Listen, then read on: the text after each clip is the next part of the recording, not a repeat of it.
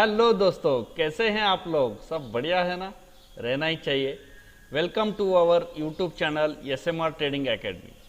यहाँ पर हम बात करते हैं स्टॉक मार्केट रिलेटेड न्यूज़ और स्टॉक मार्केट के रिलेटेड पूरा एजुकेशनल पर्पजेस हम यहाँ पर स्टॉक की इंफॉर्मेशन देते हैं। तो एजुकेशनल पर्पज़ के लिए ये आप भी इसको एजुकेशनल पर्पज़ की तरह ही देखिएगा।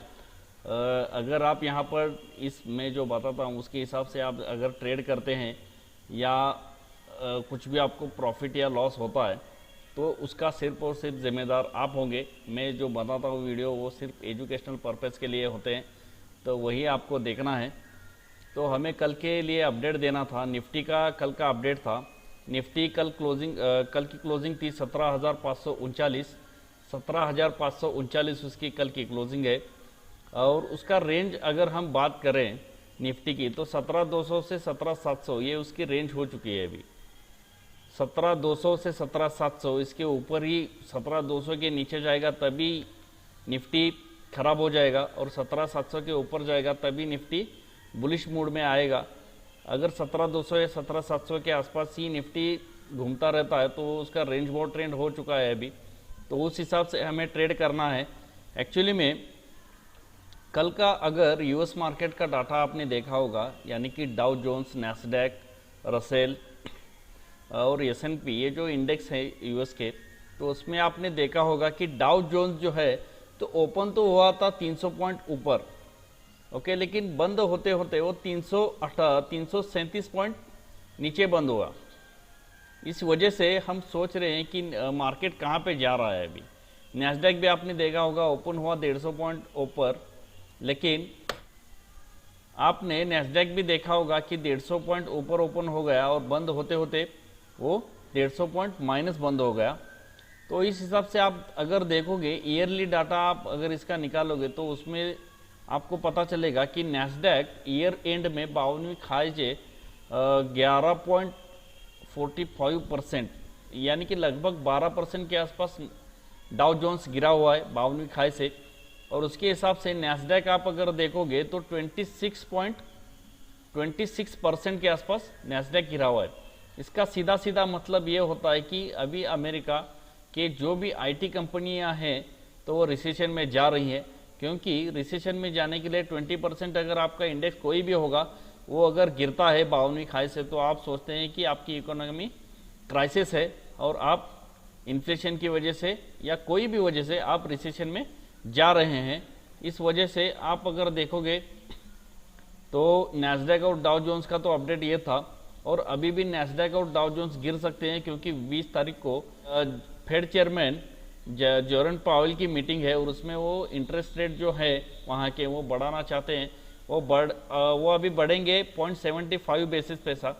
अगर वो बढ़ते हैं तो अभी वहाँ का इन्फ्लेशन आपने अगर देखा होगा तो वहाँ का इन्फ्लेशन रेट है 8.50 पैसा, 8.5 यह वहाँ का इन्फ्लेशन रेट है।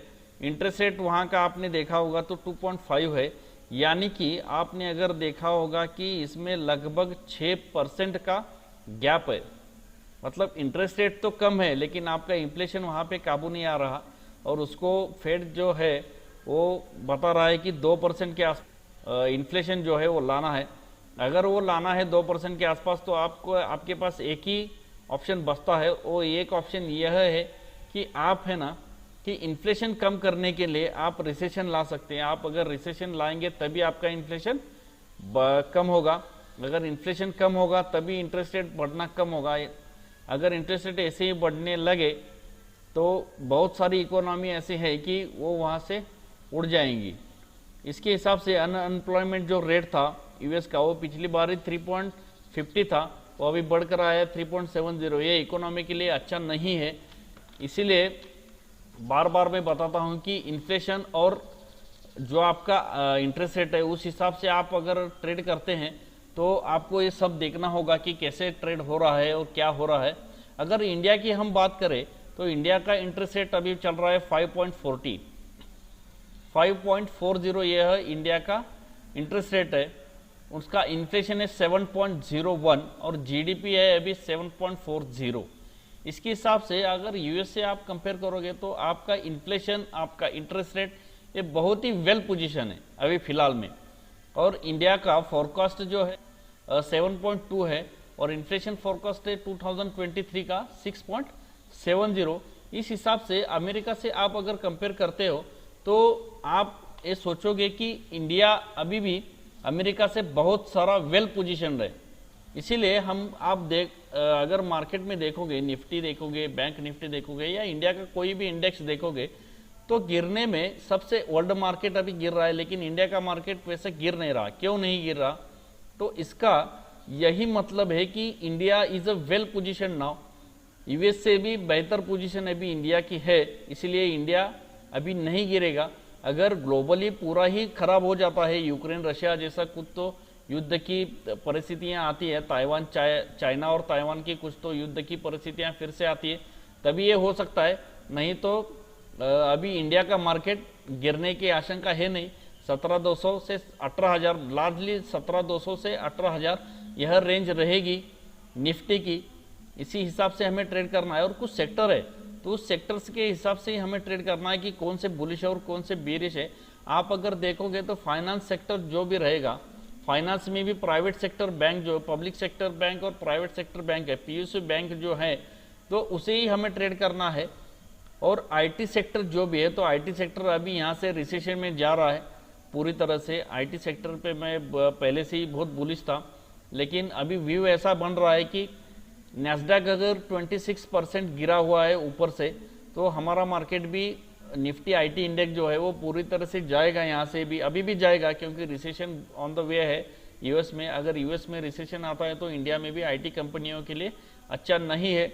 डॉलर इंडेक्स बढ़ रहा है, उसका फायदा आईटी कंपनी को हो रहा है, लेकिन वो उतना मजबूत है नहीं क्योंकि क्रूड ऑयल भी कम आ रहा है, डॉलर इंडेक्स भी बढ़ रहा है, गोल्ड और कमोडिटी के प्राइसेस भी कम आ रहे हैं। तो इस हिसाब से आप अगर देखोगे, एनालाइज करोगे पूरा मार्केट, तो हमारा मार्केट अभी बहुत स्ट्रांग पोजीशन में। तो कल के लिए हमें कुछ स्टॉक देखने थे, तो वो स्टॉक की इंफॉर्मेशन में देना चाहता हूँ। तो आप अगर इस चैनल पे नए हैं तो पक्का सब्सक्राइब कर लीजिएगा। ऐसी इंफॉर्मेशन में इस ग्रुप पर या इस चैनल पे देता रहता हूँ। तो कल के लिए हमें देखना है कुछ स्टॉक, खाली वॉच आउट करना है। अगर आपने कौन सा भी इसमें ट्रेड लिया होगा तो आपका फायदा और आपका नुकसान वो सिर्फ और सिर्फ आपका होगा, उसमें मेरा कोई भी रोल नहीं होगा। मैं खाली इंफॉर्मेशन के लिए ये सब बताता हूँ, एजुकेशनल पर्पज के लिए। तो पहला स्टॉक है एचडीएफसी बैंक। एचडीएफसी बैंक की कल की क्लोजिंग है 1482 रुपये, तो उसे वॉच आउट करना है 1458 रुपये के आसपास। उसका स्टॉप लॉस रहेगा 1446 रुपये। उसका टारगेट रहेगा 1494, 1503, 1508 और 1517। उसको हमें इसी भाव पे आएगा तो ही वॉच आउट करना है। ये लेवल आप देखिएगा कि इस लेवल के आसपास आएगा तभी आपको वॉच आउट करना है उसमें। अगर वो लेवल नहीं आते तो उसका कुछ फायदा बचेगा नहीं, क्योंकि रिस्क रिवॉर्ड जो रहेगा तो रिस्क रिवॉर्ड उसमें फेवरेबल होगा नहीं। तो इस हिसाब से ही हमें ट्रेड करना है। अगला स्टॉक होगा आईसीआईसी बैंक। आईसीआईसी बैंक कल की क्लोजिंग है 871 रुपये 50 पैसे, तो उसको हमें वॉच आउट करना है 855 रुपये के आसपास। उसका पहला टारगेट रहेगा 872, 878, 894 और 900 रुपये उसका फाइनल टारगेट रहेगा आईसीआईसी बैंक का। आप अगर बैंकिंग सेक्टर में देखोगे तो एसबीआई, बैंक ऑफ बड़ौदा और आईसीआईसी बैंक ये बहुत स्ट्रांग है अभी, क्योंकि इनके रिजल्ट भी अच्छे आए हुए हैं। इस हिसाब से यह भागना चाहिए यहाँ से भी। और उसका स्टॉप लॉस रहेगा 848 रुपये। ओके, तीसरा स्टॉक रहेगा एक्सिस बैंक। एक्सिस बैंक की कल की क्लोजिंग है 750 रुपये 20 पैसे। उसको हमें वॉच आउट करना है 735 रुपये 60 पैसे के आसपास। एक्सिस बैंक को वॉच आउट करना है 735 रुपये 60 पैसे के आसपास।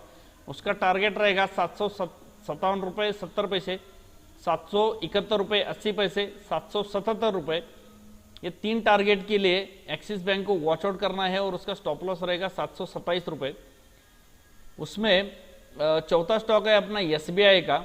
एसबीआई भी हमें वॉच आउट करना है। एसबीआई हमें कहाँ तक वॉच आउट करना है, उसकी कल की क्लोजिंग है 535 रुपये। एसबीआई अभी बहुत स्ट्रांग है, एसबीआई भी गिरेगा नहीं। अगर गिरेगा तो भी उसमें बाय ऑन डिप्स की ही स्ट्रेटेजी रखना है। तो उसको वॉच आउट करना है 525 के आसपास। उसका टारगेट रहेगा 532, 542, 545.70 553.70 रुपये, 553.70 रुपये ये उसका फाइनल टारगेट रहेगा इस मंथ के लिए। और उसका स्टॉप लॉस रहेगा 517 रुपये, 517 रुपये उसका टारगेट रहेगा।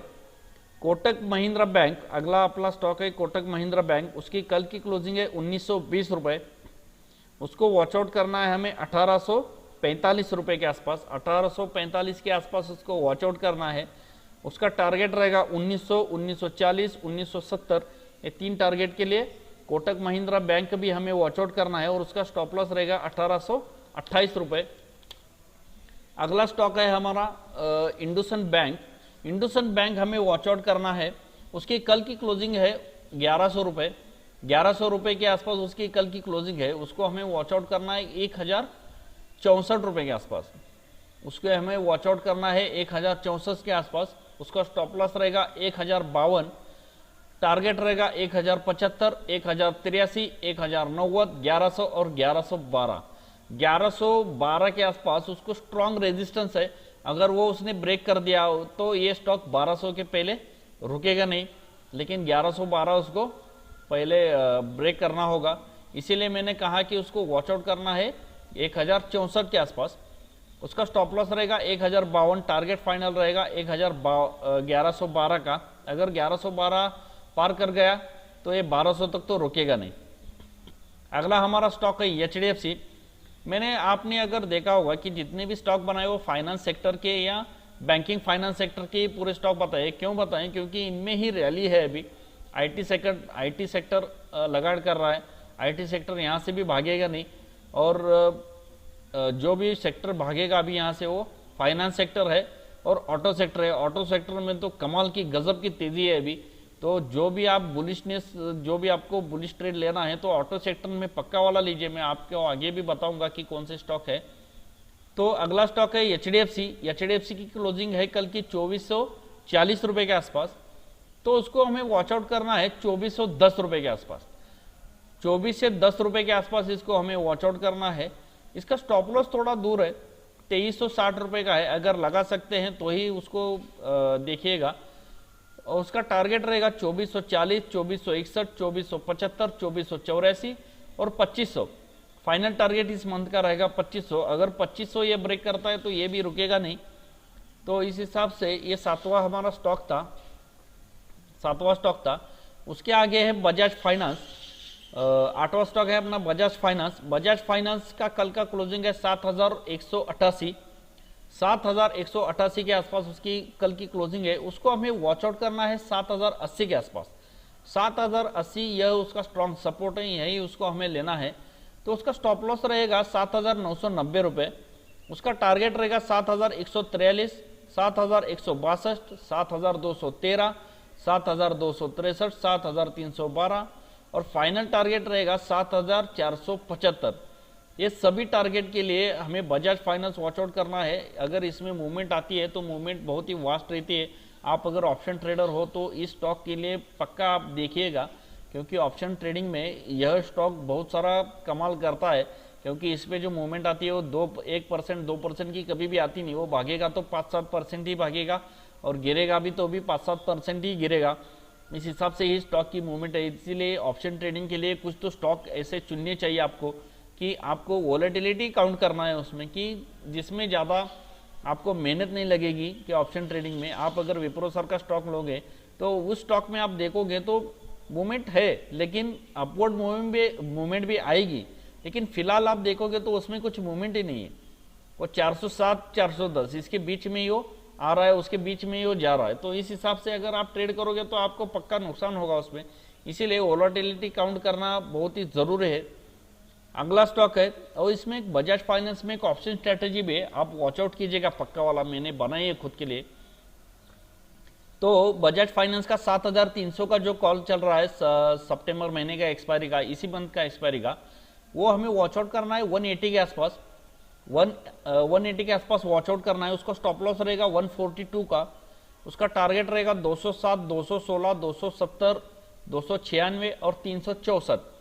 इस सभी टारगेट के लिए इसको वॉच आउट करना है बजाज फाइनेंस का कॉल। आपका पैसा अगर इसमें देखोगे तो डबल ही हो जाएगा। इसमें वॉच आउट करना है सिर्फ। HDFC लाइफ अगला स्टॉक है। HDFC फाइनेंस के बाद HDFC लाइफ और SBI लाइफ ये भी बहुत स्ट्रांग है, अभी ये भी गिरेंगे नहीं मार्केट के साथ। तो HDFC लाइफ कल की क्लोजिंग है 576 रुपये, उसको हमें वॉच आउट करना है 570 रुपये के आसपास। उसका स्टॉप लॉस रहेगा 560 रुपये, उसका टारगेट रहेगा 580, 588, 597।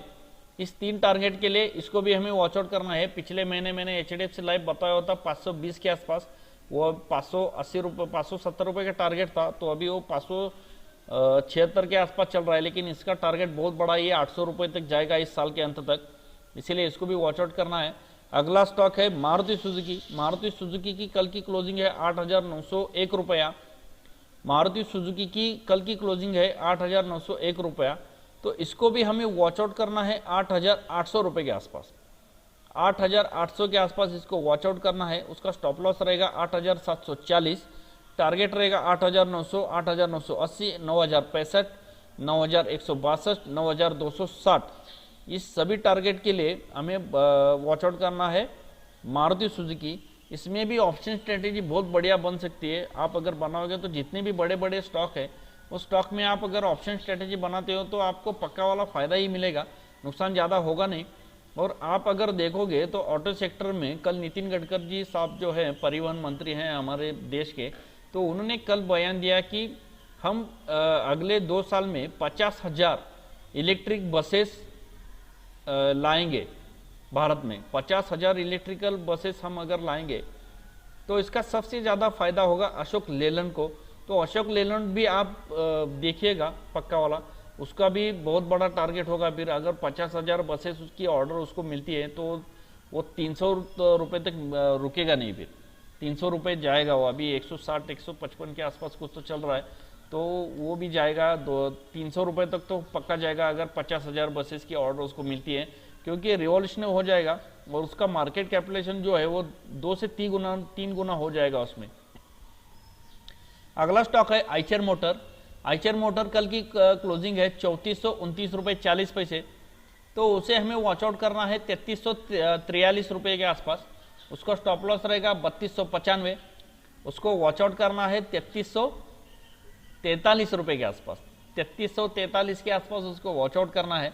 उसको स्टॉप लॉस रहेगा 3295, उसका टारगेट रहेगा 3,400, 3,433, 3,452, 3,491। अगर 3,491 ये ब्रेक करेगा तो ये 3700 तक ये रुकेगा नहीं, 3,491 इसको ब्रेक करना पड़ेगा। ये बहुत बड़ा हर्डल है इसके लिए। अगर ये ब्रेक करता है तो यहाँ से भी ये 200 रुपये बढ़ने की क्षमता रखता है, और यह इसमें भी मूव बहुत बड़ी बड़ी आती है, तो इसमें भी एक ऑप्शन स्ट्रेटेजी है। 3500 का जो कॉल चल रहा है इस सितंबर एक्सपायरी का, तो वॉच आउट करना है वो हमें 52 के आसपास। उसका स्टॉप लॉस रहेगा 36, टारगेट रहेगा 74, 88.70, 98, 119 एंड लास्ट टारगेट रहेगा 148। 148 रुपये के लिए उसका वॉच आउट करना है। लास्ट का स्टॉक है M&M, महिंद्रा एंड महिंद्रा। आपने अगर देखा होगा कि जितने भी अभी जो भी ये बन रहे हैं कि स्टॉक भाग रहे हैं, ऑटो सेक्टर भाग रहा है, लेकिन ऑटो सेक्टर में लीडर अभी बना हुआ है M&M। इनका जो इलेक्ट्रिक व्हीकल होगा और SUV में इन्होंने जो भी अभी फिलहाल के लिए इनोवेशन किए हुए हैं और SUV इनकी है तो बहुत बढ़िया बढ़िया निकाल रहे हैं, इसीलिए इनका प्रॉफिटेबल तो कम होगा नहीं और ये भागेगा स्टॉक, ये हाथ में भी आएगा नहीं।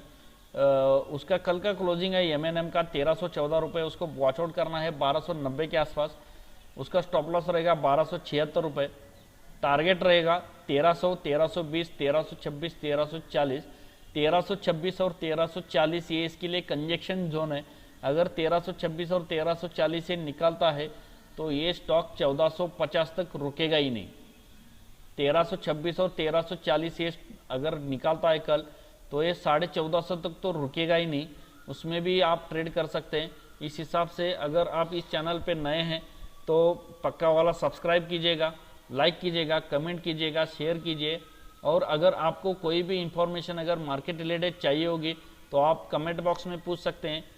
मैं मेरा नंबर भी देता हूँ इस कमेंट बॉक्स में, तो उसको भी आप मैसेज कर सकते हैं, आपको पूरी इंफॉर्मेशन मार्केट के रिलेटेड मिलेगी।